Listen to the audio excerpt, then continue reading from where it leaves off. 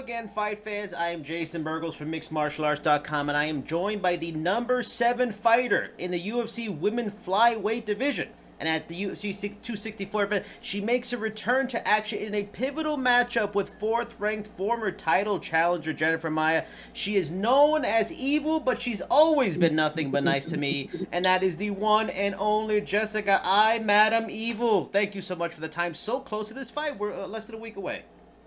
Yeah, I mean, by this time next week, we'll be weighed in, and I'll be eating up. So, yeah, we're super close.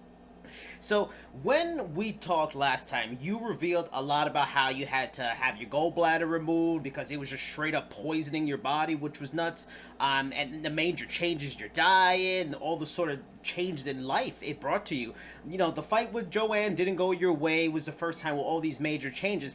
The fight, what was the learning curve like throughout because of all those adjustments you had to do in your eating habits, your lifestyle habits to deal with that not having a gallbladder anymore?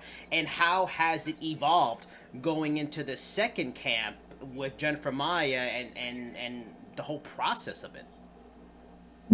So there's a lot you brought up there. So a lot of the lifestyle, the eating habits I've changed, it's been incredible. I've never felt as good as I do. And yes, I feel like the JoJo fight was kind of a test run. And, unfortunately, I don't think I have enough discipline that if it wasn't for a fight that I would truly give it a true, honest effort. Unfortunately, it comes at it also, pushed me to work with, new people and work with, some really good guys. I've been working with Kit Cope and Chris Ben. One guy that's, knows Dana back from when Dana was coaching boxing way back in the day, and affiliated with the Money team. So I work with those guys. And then with Kit, just having an amazing Muay Thai and kickboxing background has just been incredible because I know that I'm a great, kicker in this sport, and I feel like I've not utilized it. And I feel like there's a lot of things I did wrong in the JoJo fight style. So I really just worked on that, and I've really enjoyed the process. I don't feel like it's a chore. Last time I asked about if you would have any concerns with, your job security be in trouble if you lost. You didn't. That was in January, and since we've had some big names like Overeem, Dos Santos, they got released from the company. Is that kind of still your perspective on things? It's not being the end of the world, not to be in the UFC, which I feel is refreshing because so many fighters seem scared about, if I'm not in the UFC spotlight, it's a big deal to them. Is that perspective because of kind of what you went through with the gallbladder, realizing life is short, dealing even with fan issues, media issues over the years? Is the overall cons of being a UFC fighter part of why, if I'm here or not, it's not the end of the world? Well, yeah, basically, there's no easy way to really say it, but I've been fortunate enough to start an OnlyFans where I'm selling personal connections with my actual fans. People are going to assume whatever they want to assume that I'm showing and what I'm doing. I could care less what their assumptions are because I always tell them, go pay your subscription fee and you can see what I'm selling to my fans and everything. But just realizing that I'm the commodity. I'm just as, what people want, like my lifestyle, how I overcome things, my outlook, how I perceive things, more things on an intellectual level. That fighting is just something I do. So even more so going into this fight, financially, I don't need this fight. OnlyFans. That's interesting because that's a brand thing, and that's a smart thing, and that's a thing that matters in long term. But going back to the idea of UFC, does that change a little bit? Like the perspective, it's not a big deal to be in the UFC, but the UFC brings a spotlight that could benefit you on OnlyFans. Does that change? Yeah, why do I have to worry about job security when I know I'm going to go out here and win a fight? True. Very true. You know what I mean? Yeah. I don't know what else to say. I am not the same person that I fought, and I don't expect to it was almost why you're one of the few people I'll be doing interviews with, and I'm sure people are gonna call me out and say all these things she thinks she's too cool. It has nothing to do with that. Yeah. I can't explain to everybody the changes I've made. I have to just show them. Yeah. And I had talked a lot about my weight missing and doing that, and I showed that I was not going to miss weight again, and my physical being would not be an issue. Like, there were other things I needed to change in that. Like, I know that I have to work, on being a better fighter, and I'm doing that. Like, I think sometimes people forget, like, in NFL, NBA, right? Some years teams go 1-18, and then some years teams go 18, and 1. Like, I can't change people's perception, but I know last year I had a bad year, man. From almost 2 years, I've had a bad season, but we got new head coaches, we have new influences, and we have a lot of new things. And I believe that this will make me a better fighter. So I only at this point can just go showcase it, because nobody wants to hear what I have to say. You know what I mean? They're gonna, like, the MMA world's very like that. They're gonna be like, you know what?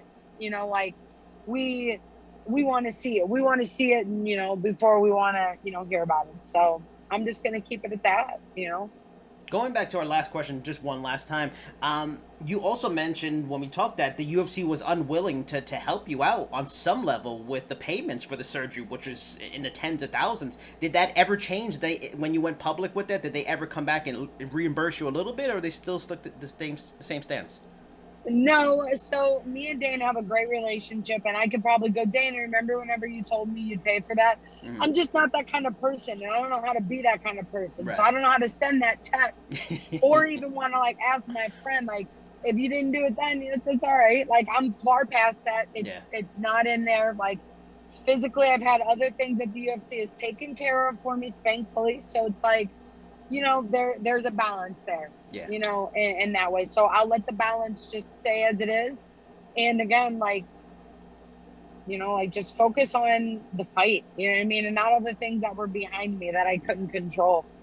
Now let's talk about Jennifer Maia. Despite, tough losses in your last two, you get a chance to make a lot of ground up and win a fight. Fourth-ranked fighter, a woman who just fought for the title last year. In terms of getting yourself back in the title picture, is this sort of like a must-win scenario? Because a loss, sets you back. You got to go back. You got to win a bunch of fights, 3-4 fights, and you really get pushed back. But a win, all of a sudden, you're really title consideration quick. In this division, it's not unheard of to lose a fight, win a fight, title shot, or at least get into consideration. Is that something you're thinking about? Like, damn, okay, I had this, like you mentioned, a couple of bad seasons, but if I win this one, damn, I'm in the playoffs again.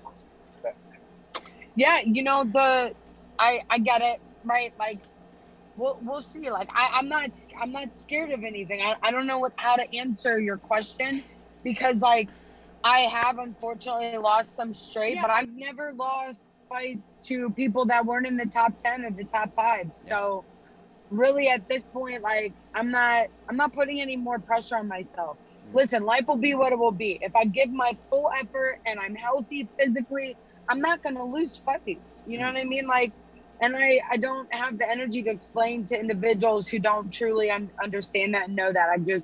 I feel like I'm focusing all on the things that I can, and that will be into my performance on Saturday, so that there's no more of these, critical questions I have to answer. You know what I mean? Like, in the sense of, is there job security in the UFC, or how do I feel about the win? Yes, I want to win. No, I don't want to, like, I don't not want to be in the UFC.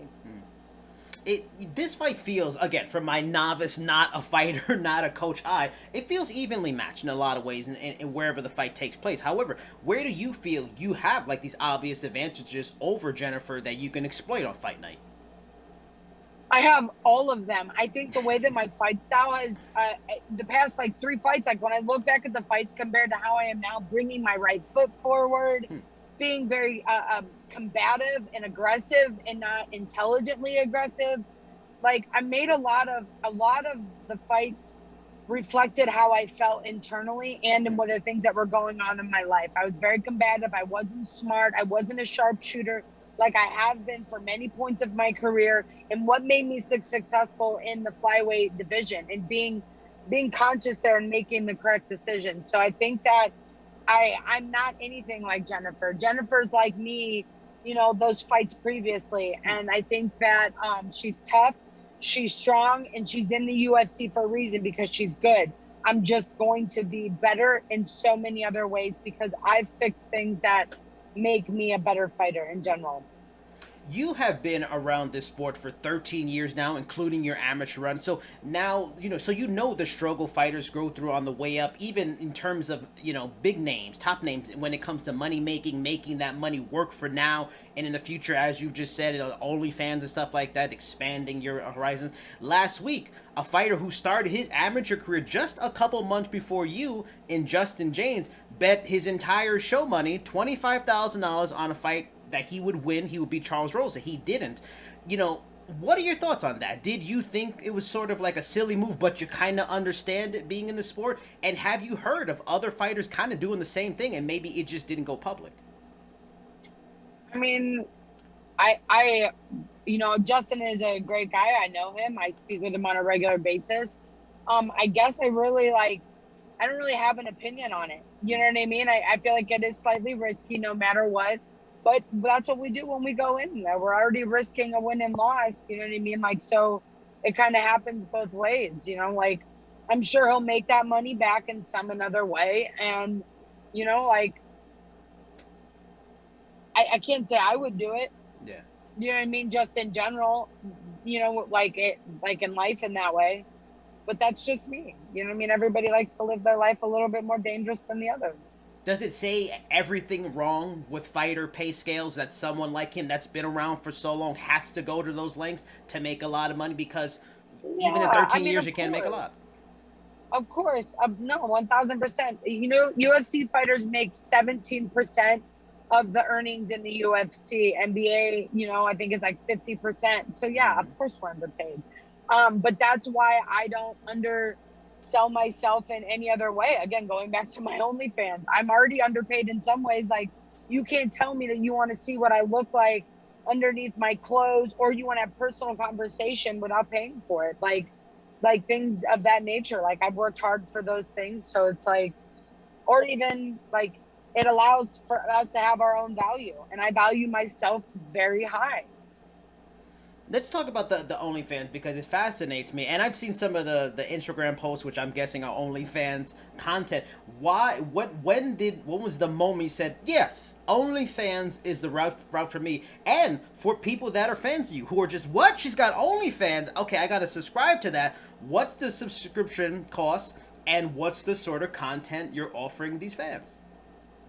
So really, there's a lot behind the OnlyFans. All that OnlyFans is a merchant service that can actually charge, like, that's offering us a platform. It's like social media. It's like Instagram. It's all that it's doing is allow us to optimize on our financial gain as an individual. Yeah. So after I lost my gallbladder, I was like, man, I got to pay a lot of money for that.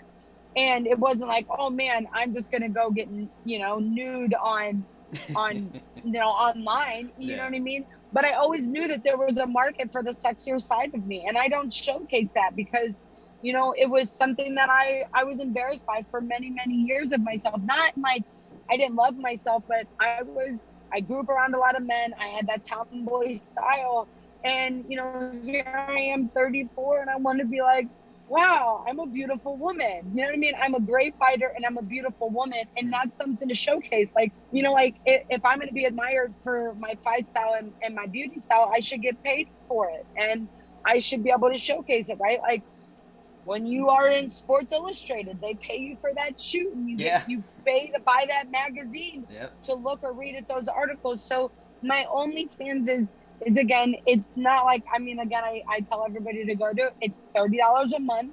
Yes, my subscription is higher. I offer connections with fans in the sense of DMs. And again, they can ask me questions like, hey, where did you grow up? What size shoe are you? Like, have normal conversations about what our favorite foods are, life experiences, and you get a true connection with your fans.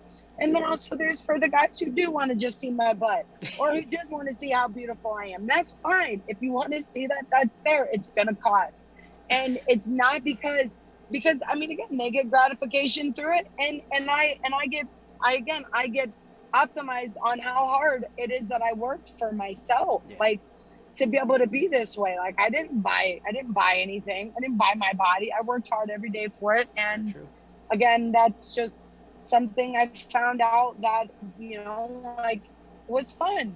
It was totally fun. Like, I don't think that any female should have to put themselves out on a social media market to get likes and that make them feel good. It makes me feel good that people are willing to spend their hard-earned money to talk to me, buy my content, and showcase, you know, why they support me. You know, likes don't do it. Likes don't pay bills. Yeah. I don't care how many people like my photos. You know what I mean? You know how many people I like is the people that are in my DMs on my OnlyFans, because those people really care about me and I like those people and I'll talk to them anytime they want to talk.